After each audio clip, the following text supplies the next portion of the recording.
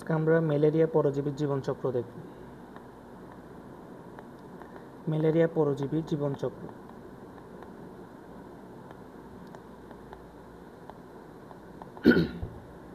এটা বোটানি চতুর্থ অধ্যায়ের একটা টপিক। তো অণুজীবের মধ্যে ম্যালেরিয়া নিয়ে যেখানে আলোচনা করা হয়েছে সেখানে ম্যালেরিয়া পরজীবীর জীবনচক্রটা আছে। ম্যালেরিয়া একটা পরজীবী, এটা আমরা জানি। আর ম্যালেরিয়ার কারণে ম্যালেরিয়া জ্বর হয়। তো ম্যালেরিয়া সম্পর্কে আর কিছু ধারণা থাকুক বা না থাকুক, আমরা এইটুকু জানি যে মশা কামড়ালে কি হয়, এই জ্বরটা হয়। আসলে মশা না, মশকি কামড়ায়। তো এই মশকিটা মানুষকে কামড়ানোর কারণে আমাদের দেহে ম্যালেরিয়া জ্বরটা হয়। ম্যালেরিয়া পরজীবী, যেহেতু সে পরজীবী, তার জীবনচক্র কমপ্লিট করার জন্য, তার লাইফ সাইকেলটা সম্পূর্ণ করার জন্য দুইটা পোষকের দরকার হয়। তো পোষক যেহেতু দুইটা, তো একটাকে বলা হয় নির্দিষ্ট পোষক, আরেকটাকে বলা হয় মাধ্যমিক পোষক। যেটা নির্দিষ্ট পোষক সেখানে সে তার যৌন সম্পন্ন করে, আর মাধ্যমিক পোষকে সে সংখ্যা বৃদ্ধি করে। তাহলে বুঝলাম যে এই ম্যালেরিয়াটা দুইটা কাজ করবে। ম্যালেরিয়া পরজীবী, একটা তার লক্ষ্য সংখ্যা বৃদ্ধি করা, আর একটা যৌন জনন করা। এখন আমরা জানি ও যেহেতু সংখ্যা বৃদ্ধি করে, এটা একটা অযৌন জনন। আর অযৌন জনন যেহেতু করবে, সংখ্যা বৃদ্ধি করবে, তার প্রয়োজন পুষ্টি আবশ্যক। তাই সে এই কাজটা অর্থাৎ মাধ্যমিক পোষক হিসেবে বেছে নিবে মানুষকে, কারণ মানুষের দেহে প্রচুর পুষ্টি আছে। আর যৌন জনন এই ক্ষেত্রে পুষ্টির দরকার নাই তেমন, যার কারণে সে বেছে নেয় মশকিকে নির্দিষ্ট পোষক হিসেবে। এখন কথা মানুষের দেহের মধ্যে তো অনেক জায়গা আছে, তো সে কোথায় গিয়ে মূলত তার কাজটা করবে? সে মূলত আক্রমণ করার জন্য যকৃত এবং মানবদেহের আরবিসি এই দুইটাকে বেছে নেয়। যেখানে সে কী করবে, সে তার ওজন জননটা কমপ্লিট করে সংখ্যা বৃদ্ধি করবে। কেন বেছে নেয়? কারণ যকৃতের মধ্যে প্রচুর খাবার থাকে এবং আরবিসির মধ্যেও প্রচুর পরিমাণে খাবার থাকে। তাইলে তার জীবনচক্র কমপ্লিট করার জন্য প্রয়োজন মশকি, যকৃত এবং আরবিসি, এই তিনটা জায়গা। তো প্রথমে বলেছি যে আমরা একটা জিনিস আগে জেনে রাখি, সেটা সংখ্যা বৃদ্ধি করাকে এটাকে বলা হয় সাইজুগনি। কারণ বিভিন্ন পরজীবী অণুজীবদের ক্ষেত্রে সংখ্যা বৃদ্ধি করাকে বলা হয় সাইজুগনি। আচ্ছা, তো এখন যদি যকৃতে গিয়ে এই পরজীবীটা, ম্যালেরিয়া পরজীবীটা যদি সংখ্যা বৃদ্ধি করে, তাহলে আমরা তাকে বলতে পারি হ্যাপাটিক সাইজুগনি, যেহেতু সে যকৃতে গিয়ে সংখ্যা বৃদ্ধি করছে। আর যদি আরবিসিতে গিয়ে সংখ্যা বৃদ্ধি করে, তাকে আমরা বলতে পারি এরিথ্রোসাইটিক সাইজুগনি।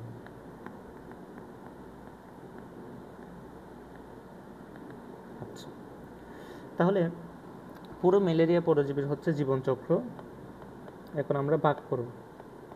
তার মানে আমরা বুঝতে পারলাম যে জীবনচক্র একটা অযৌন আর একটা যৌন। অযৌন যেটা হয়, অযৌন হয় কোথায় কোথায়? যকৃত, আরবিসি। আর যকৃতে হলে সেটাকে বলা হয় হ্যাপাটিক সাইজুগনি, আর আরবিসিতে হলে তাকে বলা হয় এরিথ্রোসাইটিক সাইজুগনি।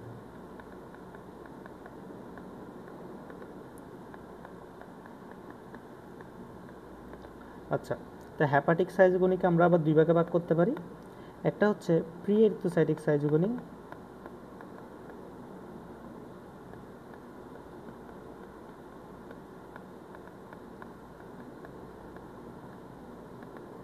আরেকটা এক্সো এরিথ্রোসাইটিক সাইজুগনি।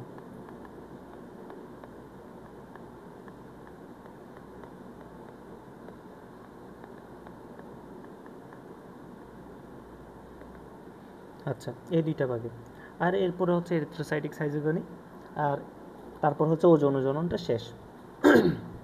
এরপর তার যৌন জনন।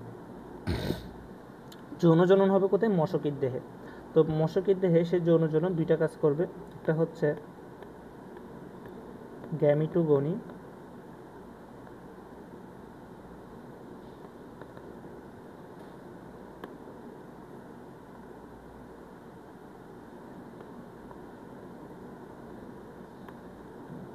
সে মশকের দেহে, এটা হচ্ছে মশকি, সে মশকের দেহে দুইটা কাজ করবে, একটা হচ্ছে যৌন আর একটা হচ্ছে অযৌন। মেইনলি যৌনটা হয়, কারণ এখানে অযৌন কথাটা কেন আনলাম, সে মশকের দেহে যৌনও করে অযৌনও করে, তো আমরা যৌনটা কাউন্ট করি কেন, এই যে যৌনের ক্ষেত্রে সে করা হচ্ছে গ্যামিটোগন,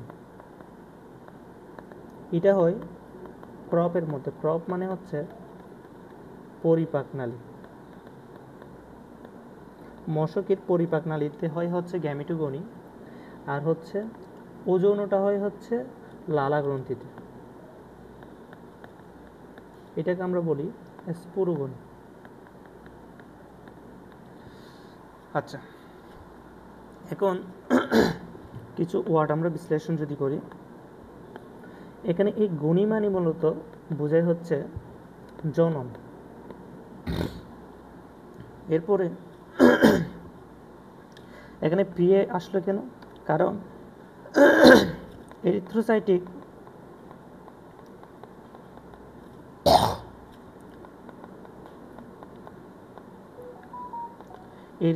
সাইজোগনি হওয়ার পূর্বে হয়,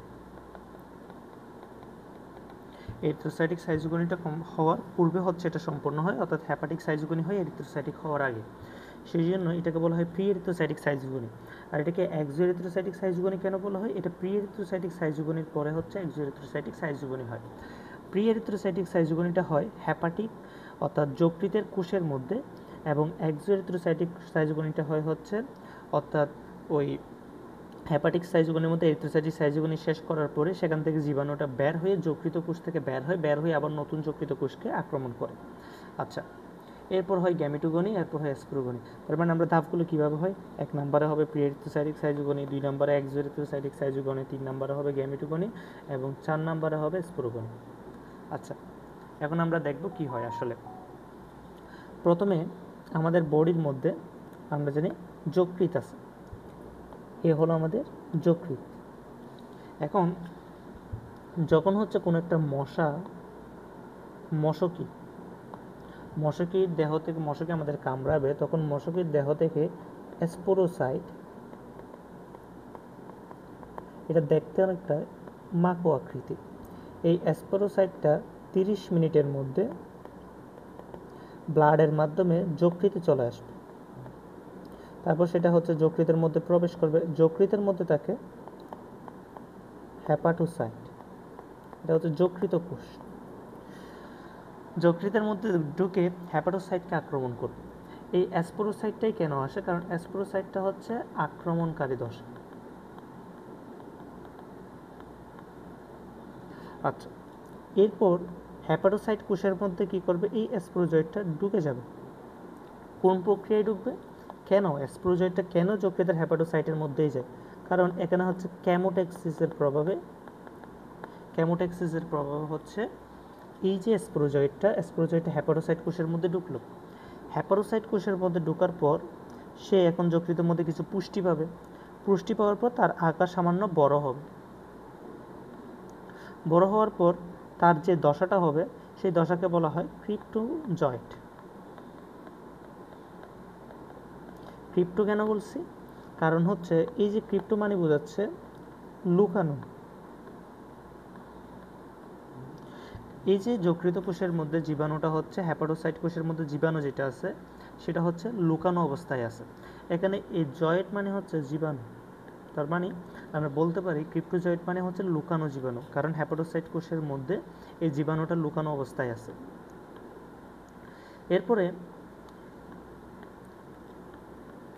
এরপরের ধাপে এই যে ক্রিপ্টোজয়েডটা কি করবে, ক্রিপ্টোজয়েডটা হচ্ছে নিউক্লিয়াস যেটা আছে সেটা বিভাজিত হতে থাকবে, বিভাজিত হয়ে অসংখ্য নিউক্লিয়াস তৈরি করবে। তো অসংখ্য নিউক্লিয়াস বিশিষ্ট দশাকে বলা হয় সাইজন।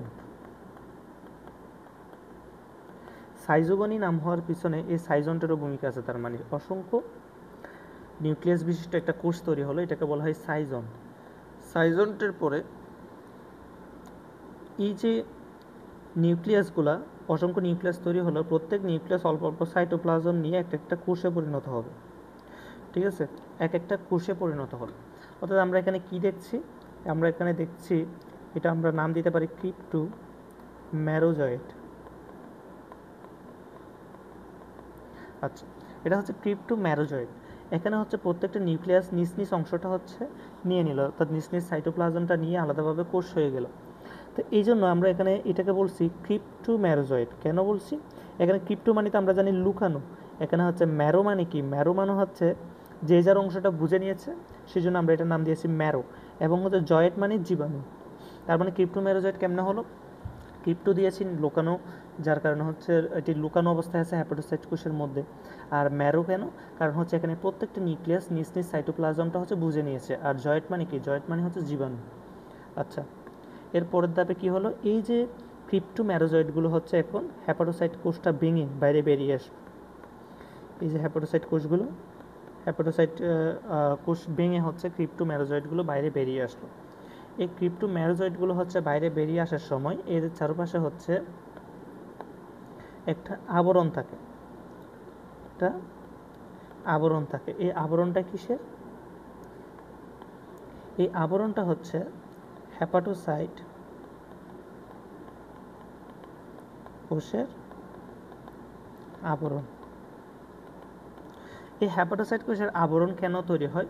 ধরো এটা যদি এই যে এই ক্রিপ্টো ম্যারোজয়েডটা এতদিন পর্যন্ত ছিল হচ্ছে হ্যাপাটোসাইট কোষের মধ্যে, হ্যাপাটোসাইট কোষের মধ্যে থাকতে থাকতে হচ্ছে তার চারপাশে হ্যাপাটোসাইটের একটা আবরণ তৈরি হয়ে যায়। এই হ্যাপাটোসাইটের আবরণ তৈরি হয়ে যাওয়ার কারণে হচ্ছে এই যে আমরা জানি যকৃতের মধ্যে থাকে ম্যাক্রোফেজ, যখন এই জীবাণুটা হ্যাপাটোসাইট ভেঙে বাইরে বেরিয়ে আসলো, অর্থাৎ যকৃতের মধ্যে চলে আসলো, যকৃতের বাইরে কোষের বাইরে চলে আসলো, যকৃত কোষের বাইরে থাকে ম্যাক্রোফেজ। এখন ম্যাক্রোফেজ এটাকে যকৃত, অর্থাৎ এই জীবাণুটাকে জীবাণু হিসেবে শনাক্ত করতে পারে না। কেন পারে না? কারণ হচ্ছে এর মধ্যে থাকে কিসের আবরণ? হ্যাপাটোসাইটের কোষের আবরণ থাকে। এই হ্যাপাটোসাইট কোষের আবরণ থাকার কারণে এই জীবাণুকে ম্যাক্রোফেজগুলো শনাক্ত করতে পারে না। আচ্ছা, তো তাই এগুলো হচ্ছে খুব সহজে কী করবে, তারপর আরেকটা নতুন যকৃত কোষকে আক্রমণ করে বসবে। সেমভাবে আরেকটা যকৃত কোষের মধ্যে ঢুকে গেল, এই হ্যাপাটোসাইটের আবরণটা বাইরে রেখে দিল, নতুন একটা যকৃত কোষের মধ্যে প্রবেশ করলো। সেমভাবে এখন পরবর্তী এতক্ষণ পর্যন্ত যে কাজগুলো হয়েছিল সেম কাজগুলো আবার হবে। তাইলে আমরা এখানে দেখলাম এই যে যকৃত কোষে আক্রমণ করার পর থেকে ক্রিপ্টো ম্যারোজয়েড তৈরি পর্যন্ত, এই যে অবস্থা ক্রিপ্টো ম্যারোজয়েড তৈরি পর্যন্ত, এই অবস্থাকে আমরা বলবো প্রি এরিথ্রোসাইটিক সাইজোগনি। এটা হচ্ছে প্রি এরিথ্রোসাইটিক সাইজোগনি। অর্থাৎ স্প্রোজয়েড থেকে হচ্ছে প্রি এরিথ্রোসাইটিক সাইজোগনিটা ফুল কমপ্লিট হতে সময় লাগবে 4 দিন। আচ্ছা, এখন হচ্ছে এই ক্রিপ্টো ম্যারোজয়েডগুলো আবার একটা নতুন যকৃত কোষকে আক্রমণ করলো। নতুন যকৃত কোষকে আক্রমণ করার পরে সেখানে হচ্ছে সে আবার খাবার দাবার খেয়ে মোটা তাজা হবে। মোটা তাজা হওয়ার পর সে এই যে ক্রিপ্টো ম্যারোজয়েড, অর্থাৎ ক্রিপ্টো ম্যারোজয়েডের নিউক্লিয়াসটা আবার বিভাজিত হতে থাকবে, অসংখ্য নিউক্লিয়াসে পরিণত হবে। এই অবস্থাকে আমরা সেমভাবে আবার বলবো সাইজন্ট। এই সাইজন্ট থেকে পরবর্তী ধাপে কী হবে? আবার যে যার নিউক্লিয়াসগুলো হচ্ছে প্রত্যেকটা নিজের নিজের সাইটোপ্লাজমটা বুঝে নিবে, যে যার সাইটোপ্লাজম নিয়ে আলাদা আলাদা কোষ হয়ে গেল। তখন আমরা এটার নাম দিয়ে কি, আমরা আগের ধাপে এই ধরনের কাজটা যারা করেছিল তাদের নাম দিয়েছিলাম ক্রিপ্টো ম্যারোজয়েড। আমরা সেমভাবে এখানেও নাম দিব ক্রিপ্টো ম্যারোজয়েড। এখন দেখো, দুইজনকে কিন্তু দেখতে সেম রকম, কিন্তু যদি কোনো সন্তান যমজ হয় তার মানে কি দুইজনের নাম সেম দিতে হবে? না, দুইজনের নাম সেম দেওয়ার দরকার, একটু ভিন্ন দিতে হবে যাতে আমাদের চিনতে সুবিধা হয়। অর্থাৎ এই যে ক্রিপ্টো ম্যারোজয়েডগুলো তৈরি হয়েছে, এগুলি তৈরি হয়েছে প্রি এরিথ্রোসাইটিক সাইজোগনিতে, কিন্তু এখানে হচ্ছে আমরা যে ক্রিপ্টো ম্যারোজয়েডগুলো দেখছি সেগুলি তৈরি হয়েছে এক্সো এরিথ্রোসাইটিক সাইজোগনিতে, যার কারণে আমরা এর নামে একটু পরিবর্তন আনবো। আগে একটা ম্যাটা লাগাই দিলাম, যার কারণে এটার নাম হয়ে গেল ম্যাটাক্রিপ্টো ম্যারোজয়েড। আচ্ছা, ম্যাটাক্রিপ্টো ম্যারোজয়েডের পরের ধাপে এই যে ম্যাটাক্রিপ্টো ম্যারোজয়েডগুলো পেলাম, তো সেম কাজটা করবে, এগুলি হচ্ছে হ্যাপাটোসাইট কোষ ভেঙে বাইরে বেরিয়ে আসবে। এই যে বাইরে বেরিয়ে আসা পর্যন্ত যে সময়টা, এই ধাপটাকে বলা হয় হচ্ছে এক্সো এরিথ্রোসাইটিক সাইজোগনি।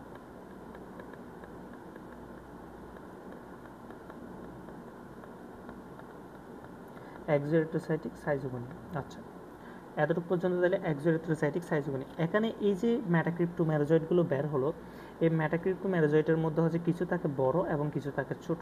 তো যেগুলি বড় এগুলিকে বলা হয় ম্যাক্রো, যেগুলি ছোট সেগুলিকে বলা হয় মাইক্রো।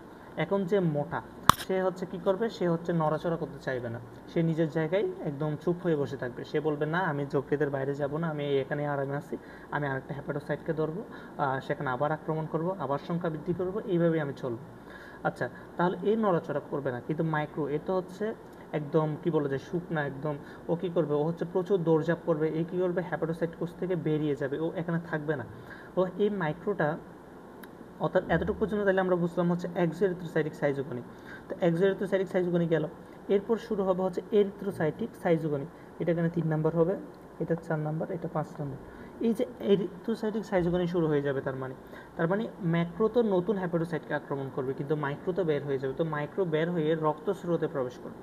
তার মানে এই মাইক্রোটা কি করবে, মাইক্রো মেটাক্রিপ্টোমেরাজয়েড, এই মাইক্রো মেটাক্রিপ্টোমেরাজয়েডটা হচ্ছে বের হয়ে যাবে। ও হেপাটোসাইট কোষ থেকে বের হয়ে ও হচ্ছে রক্তস্রোতে প্রবেশ করবে। এখন রক্তের মধ্যে আছে হচ্ছে আরবিসি, ও কী করবে, আরবিসির মধ্যে ঢুকবে। আচ্ছা, আরবিসির মধ্যে এই জীবাণুটা হচ্ছে ঢুকলো, এই জীবাণুটা হচ্ছে ঢুকলো, অর্থাৎ মাইক্রো মেটাক্রিপ্টোমেরাজয়েডটা আরবিসির মধ্যে ঢুকলো। এখন এই অবস্থাকে বলা হয়, অর্থাৎ এই দশাকে বলা হয় ট্রফোজয়েড।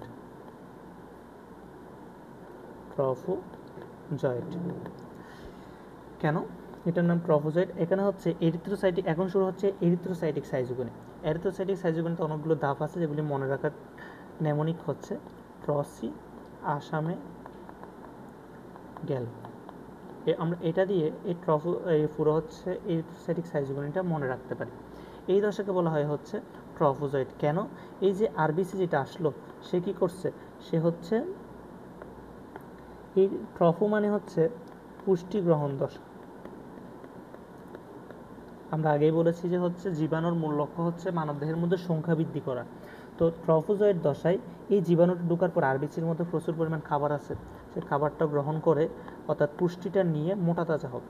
এরপরে কি হলো, এরপরে হচ্ছে যেহেতু সে মোটা হবে, তো যে মোটা মানুষের মধ্যে কি হয়, মোটা মানুষের মধ্যে একটা বুড়ি থাকে, বুড়ির মধ্যে ফাঁকা জায়গা থাকে। এই যে বুড়িটা, এটা হচ্ছে বুড়ি এবং এক পাশে নিউক্লিয়াসটা সরে যায়। এই সময় এটাকে দেখতে হচ্ছে রিংয়ের মতো দেখায়, একে বলা হয় সিগনেট রিং।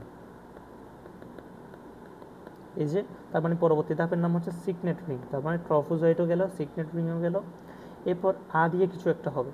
আচ্ছা দেখি, এই যে এই ফাঁকা গহ্বরটাকে বলা হয় কোষ গহ্বর। আচ্ছা, এরপরে এই আরবিসির মধ্যে কি করবে, এই যে কোষ গহ্বরটা আছে, যদি এটা একটা ফুটবল হয়, ফুটবলের মধ্যে একটা ফাঁকা জায়গা আছে, যদি আমরা ফুটবলটাকে ফুটো করে দিই, সেটা কিসের মতো দেখায়, সেটা একটু কুঁচকে যাবে, কুঁচকে গিয়ে সেটা অনেকটা এই ধরনের দেখাবে, এই ধরনের হয়ে যায়। এই অবস্থাকে বলা হয় হচ্ছে অ্যামিবয়েড ট্রফোজয়েড। তাহলে এই অবস্থাকে বলা হয় অ্যামিবয়েড ট্রফোজয়েড। তার মানে আমরা এই ধাপের নাম দিতে পারি কি, অ্যামিবয়েড ট্রফোজয়েড। আচ্ছা, এই অ্যামিবয়েড ট্রফোজয়েড দশায় হচ্ছে আরবিসির সাইটোপ্লাজমের মধ্যে কিছু দানা দানা দেখা যায়, অর্থাৎ জীবাণু ঢোকার কারণে আরবিসির সাইটোপ্লাজমের মধ্যে পরিবর্তন ঘটে। সেই দানাগুলোকে বলা হয় সাফনাস দানা। এই সাফনাস দানাগুলো আমরা হচ্ছে কি করি, মাইক্রোস্কোপে দেখে জীবাণু শনাক্ত করি। তার মানে আমরা হচ্ছে ম্যালেরিয়া জীবাণু যে বডির মধ্যে আছে সেটা কিভাবে পরীক্ষা করব, আরবিসির মধ্যে অ্যামিবয়েড ট্রফোজয়েড দশায় যদি আমরা সাফনাস দানা দেখতে পাই, তাহলে আমরা বুঝবো কি সেটা হচ্ছে ম্যালেরিয়া দ্বারা হয়েছে, ম্যালেরিয়া জ্বর। তাইলে এখন হচ্ছে এর পরবর্তী ধাপে কী পরিবর্তন হয়। আচ্ছা, এখন অ্যামিবয়েডও গেল, এরপরের অবস্থাকে বলা হয় সাইজন দশা। সাইজন মানে আমরা কি জানি, সাইজনটা কি হয় আমরা দেখেছি যে নিউক্লিয়াসটা সংখ্যা বৃদ্ধি হয়। এই যে নিউক্লিয়াসটা হচ্ছে অসংখ্য বিভাজিত হয়ে হচ্ছে নিউক্লিয়াসের সংখ্যা বৃদ্ধি হলো। আর হচ্ছে চারপাশে তো হচ্ছে ওই সাফনাস দানা আছেই। এই অবস্থাকে বলা হয় সাইজন্ট। আর হচ্ছে এই সময় মাঝখানে কিছু দানা দানা দানা দানা পদার্থ তৈরি হয়, এগুলিকে বলা হয় হিমোজয়েন। এখন কেন হিমোজয়েন জিনিসটা কি?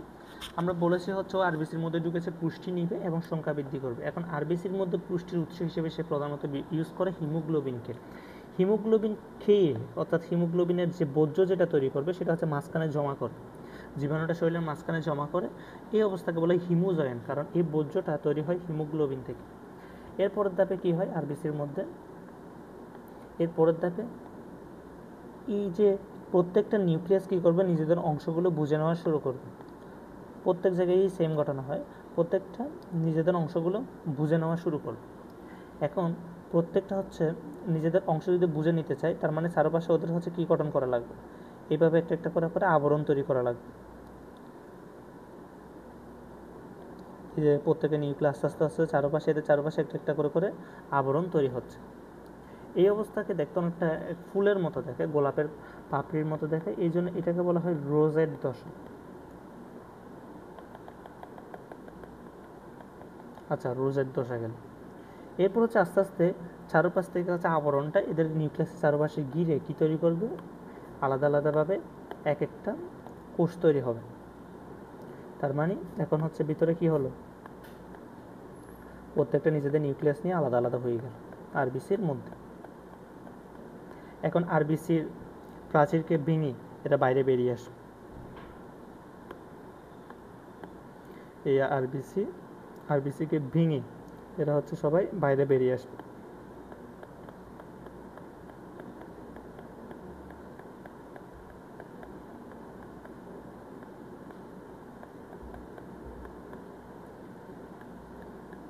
এখানের মধ্যে এই যে বাইরে বেরিয়ে আসলো, আমরা হ্যাপাটোসাইটের ক্ষেত্রে দেখেছিলাম কি, হ্যাপাটোসাইটের মধ্যে যখন হচ্ছে ক্রিপ্টোমেরোজয়েডগুলো বাইরে বেরিয়ে এসেছিল, তখন কিন্তু হচ্ছে হ্যাপাটিক অর্থাৎ যকৃতের ম্যাক্রোফেজগুলো তাদেরকে শনাক্ত করতে পারেনি।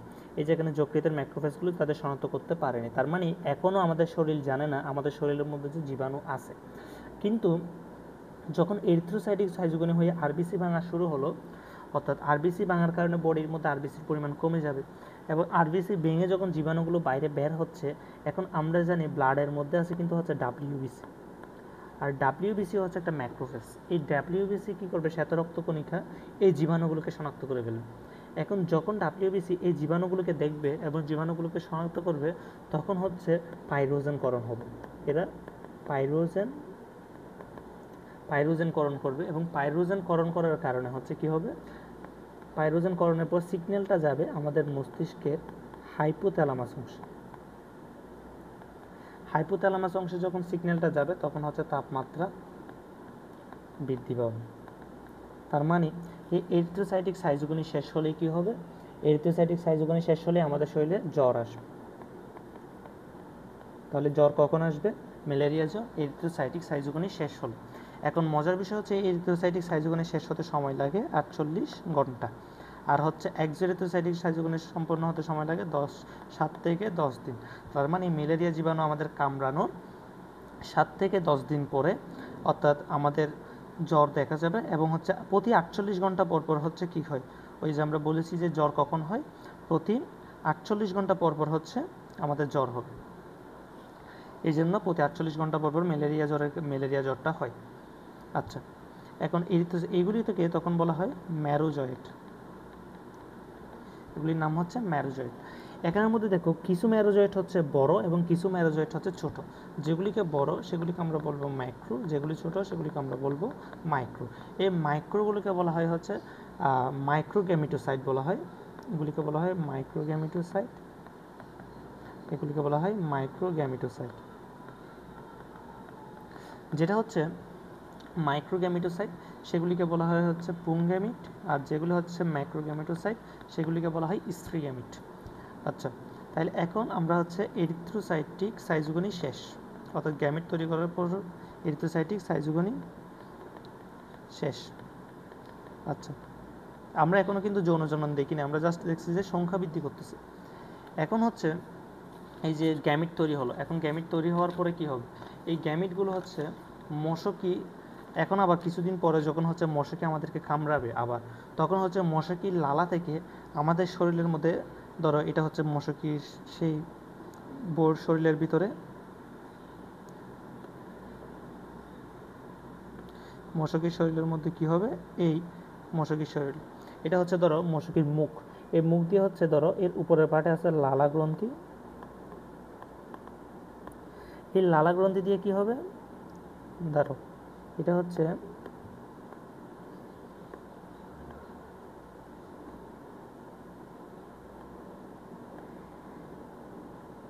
উপরের দিকে আছে লালা গ্রন্থি, এটা হচ্ছে মশাকির লালা গ্রন্থি,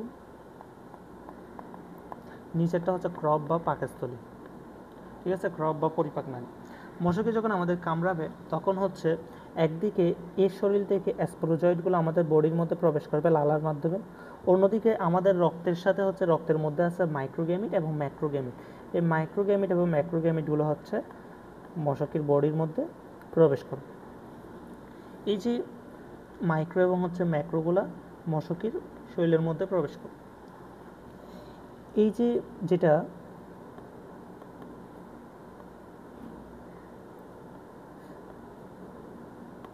যেটা আমরা বলছি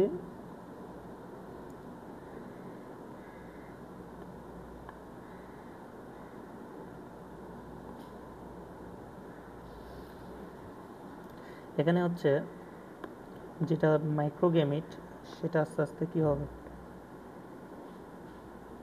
আর এটা হচ্ছেই না,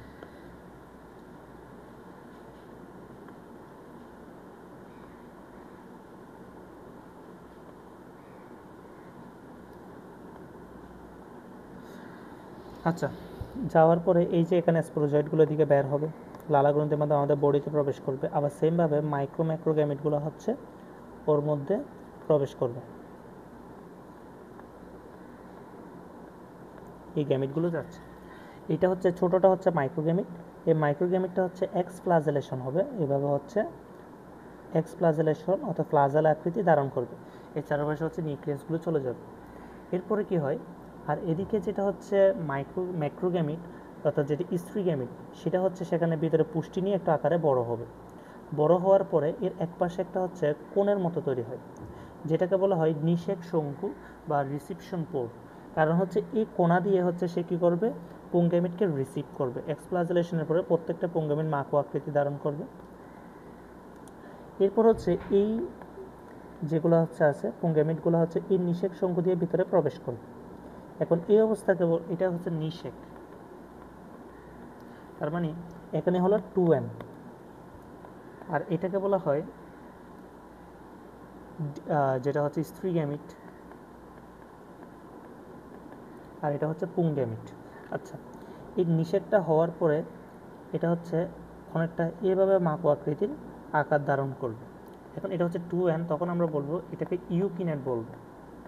কেন এই ধরনের আকার ধারণ করে, কারণ হচ্ছে এই ধরনের আকার ধারণ করার কারণে এটা খুব সহজেই অর্থাৎ ক্রপের প্রাচীর ভেদ করে, এটা হচ্ছে ক্রপের প্রাচীর, এই ক্রপের প্রাচীরটা ভেদ করে খুব সহজে হচ্ছে লালা গ্রন্থিতে পৌঁছে যাবে। তো ইউকিনেট কেন, আমরা জানি কিনেট শব্দটা এসেছে হচ্ছে কাইনেটিক থেকে, কাইনেটিক মানে আমরা জানি গতি, অর্থাৎ ইউ কেন এখানে হচ্ছে ডিম্বাণু বোঝাচ্ছে, যে ডিম্বাণুর মধ্যে কি আছে, পুংগ্যামিট আছে, ইউকিনেটকে আমরা বলতে পারি তাই হচ্ছে সচল দশা। এই সচল দশায় এই ইউকিনেটটা হচ্ছে ক্রপের প্রাচীর ভেদ করে বাইরে বেরিয়ে আসবে। এখন ক্রপের বাইরে আছে সিস্টের প্রাচীর,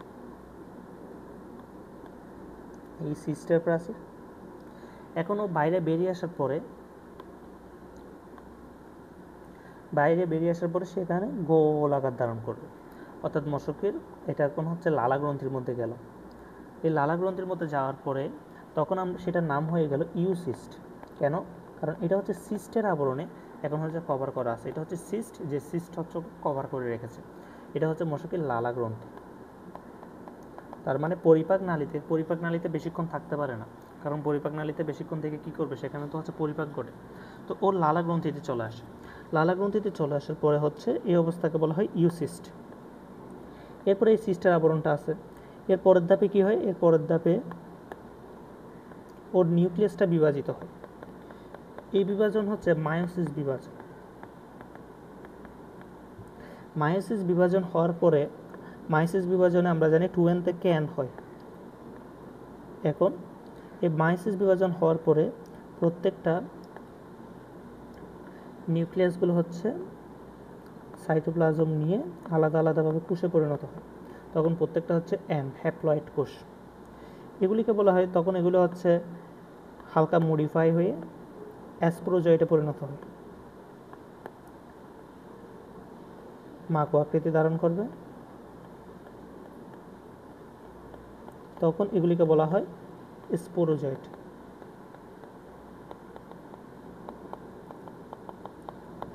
হ্যাপ্লয়েড অবস্থা। এই স্পোরোজয়েটগুলো হচ্ছে বাইরে মশকের লালার মাধ্যমে মানবদেহে প্রবেশ করে। আচ্ছা, তো এখানে বলছি যে আমরা দেখছি এখানে কি হচ্ছে, ইউসিস 2n থেকে মায়োসিস প্রক্রিয়ায় n হচ্ছে, তার মানে এখানে কোনো যৌন হচ্ছে না, তার মানে মশকের লালা গ্রন্থিতে হচ্ছে অযৌন জনন। আর মশকের ক্রপের মধ্যে আমরা দেখতেছি এখানে নিষেক হলো, 2n হলো, সেজন্য এখানে জাইগোট গঠন হলো, এই জন্য আমরা এটাকে বলবো যৌন জনন। তার মানে আমরা বলতে পারি যে মশকের দেহের মধ্যে দুইটা কাজ হয়, অর্থাৎ হচ্ছে একটা যৌন জনন যেটা মশকের পরিপাক নালীতে হয়, আর একটা অযৌন জনন যেটা হচ্ছে লালা গ্রন্থিতে হয়। আচ্ছা, অযৌন জনন হলো। এখন হচ্ছে এই যে জীবাণুটা মশকের হচ্ছে লালা গ্রন্থির মধ্যে প্রায় 2 মাস পর্যন্ত জীবিত থাকতে পারে, এবং প্রতিবার যখন মশা আমাদের কামড়ায় তখন হচ্ছে এখানের মধ্যে প্রায় 3 লক্ষ, আমরা বলি মশকের এই লালা গ্রন্থির মধ্যে প্রায় 3,26,000 পরিমাণ হচ্ছে কি থাকতে পারে, জীবাণু অ্যাসপ্রোজয়েট থাকতে পারে। যখন হচ্ছে আমাদের মশক কামড়ায় তখন হচ্ছে প্রায় এর 10% আমাদের দেহে প্রবেশ করে। প্রতিবার কামড়ে প্রায় 10% হচ্ছে এই 3,26,000 10% কত বেশি পরিমাণ জীবাণু আমাদের দেহে প্রবেশ করে। তো এটাই ছিল হচ্ছে মূলত ম্যালেরিয়া পরজীবীর জীবনচক্র। তাহলে আমরা বুঝলাম যে এটা এই যে মশকের দেহে যৌন অযৌন দুইটাই আমরা দেখলাম, যেটা যৌন সেটাকে বললাম গ্যামিটোগনি, যেটা অযৌন সেটাকে আমরা বললাম স্পোরোগনি। তাহলে আমরা যৌন এবং অযৌন দুইটাই দেখলাম। আচ্ছা, এখন আমরা দেখব যৌনুক্রম। আসলে ম্যালেরিয়া এখানে যৌনুক্রম জিনিসটা কি? যৌনুক্রম জিনিসটা হচ্ছে যেটাকে বলা হয় অল্টারনেশন অফ জেনারেশন, মানে হ্যাপ্লয়েড এবং ডিপ্লয়েড দশার পর্যায়ক্রমিক আবর্তন। এই হ্যাপ্লয়েড, এই ডিপ্লয়েড, এই হ্যাপ্লয়েড হলো আবার ডিপ্লয়েড হলো, একবার হ্যাপ্লয়েড হয় একবার ডিপ্লয়েড হয়, যেটা আমরা মশকের ক্ষেত্রে দেখেছিলাম। কীরকম? যেমন দেখো, আমরা হচ্ছে হ্যাপাটিক সাইজোগনিতে কী দেখেছিলাম, যে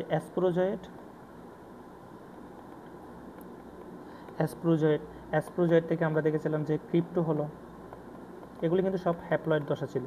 ক্রিপ্টোজয়েড, তারপর হলো ট্রফোজয়েড, যেটা এরিথ্রোসাইটিক সাইজোগনিতে আমরা দেখেছিলাম। সবগুলো ধাপ লিখছি না, অল্প কয়েকটা ধাপ দেখাচ্ছি। ট্রফোজয়েড হচ্ছিল এন, ক্রিপ্টোজয়েড হচ্ছিল এন, এরপর ট্রফোজয়েড থেকে হলো সাইজনটা আমরা সবগুলো ধাপে দেখেছিলাম, কিন্তু আমরা একবার লিখলাম। তারপর ম্যারোজয়েড, আমরা এরিথ্রোসাইটিক সাইজোগনি শেষে ম্যারোজয়েড দেখেছিলাম, যেখান থেকে হচ্ছে দুইটা তৈরি হয়, একটা হচ্ছে মাইক্রো এবং হচ্ছে মাইক্রোগ্যামিট। একটা হচ্ছে ম্যাক্রো আর একটা হচ্ছে মাইক্রো গ্যামিট।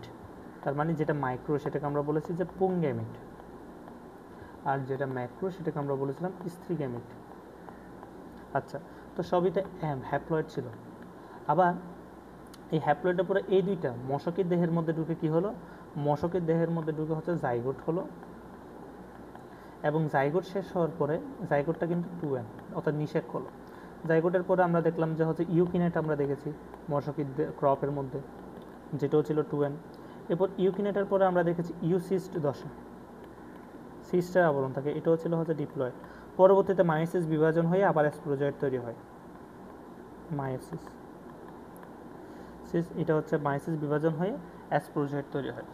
তার মানে আমরা এখানে একটা জিনিস দেখলাম যে এই যে এতটুক পর্যন্ত অংশটা হচ্ছে হ্যাপ্লয়েড ছিল, আর উপরের এই অংশটা হচ্ছে ডিপ্লয়েড ছিল। এটা হচ্ছে ডিপ্লয়েড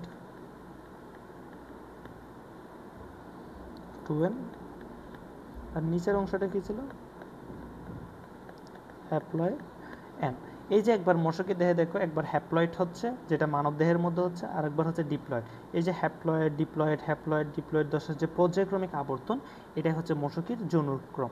এই যৌনুক্রম একবার হ্যাপ্লয়েড একবার ডিপ্লয়েড করে মশকের কী লাভ হচ্ছে, মশকের হচ্ছে প্রথমত প্রজাতির দ্বারা অক্ষুণ্ণ রাখতেছে, এরপর জীবনী শক্তি পুনরায় ফিরিয়ে আনতেছে, এর ফলে এর বিলুপ্ত হওয়ার সম্ভাবনা অনেক কমে যাচ্ছে। এরপর হচ্ছে এখানে বিভিন্ন জায়গায় যে পরিবর্তন হচ্ছে যৌন জনন ও যৌন জনন এসবের কারণে তার বৈচিত্র্য আসে এবং হচ্ছে প্রকরণ সৃষ্টি হয়। তার মানে এই যে বিভিন্ন এই তার জনক্রমের কারণে সে এখনও পর্যন্ত বিলুপ্ত হচ্ছে না, সে এখনও টিকে আছে। এবং মজার বিষয় হচ্ছে এই যে ম্যালেরিয়া জ্বরটা হচ্ছে একটা আদিম যুগের জ্বর, সেটা অনেক আগে থেকেই হচ্ছে। এতদিন পর্যন্ত এই জ্বরটা টিকে আছে কেমনে? এই জ্বরটা অর্থাৎ এই জীবাণুটা টিকে আছে তার জনুক্রমের কারণে। এই জনুক্রম করে হচ্ছে সে তার জীবনী শক্তি ফিরিয়ে আনতেছে, প্রজাতির ধারাটা টিকিয়ে রাখতেছে, বৈচিত্র্য আনতেছে, যার কারণে সে বিলুপ্ত হচ্ছে না। তাহলে আমরা এখন হচ্ছে মশকের জনুক্রমটা দেখলাম। তো এই ছিল হচ্ছে আমাদের ম্যালেরিয়া পরজীবীর জীবনচক্রে। দেখা হবে পরবর্তীতে অন্য কোনো ভিডিও নিয়ে। আসসালামু আলাইকুম।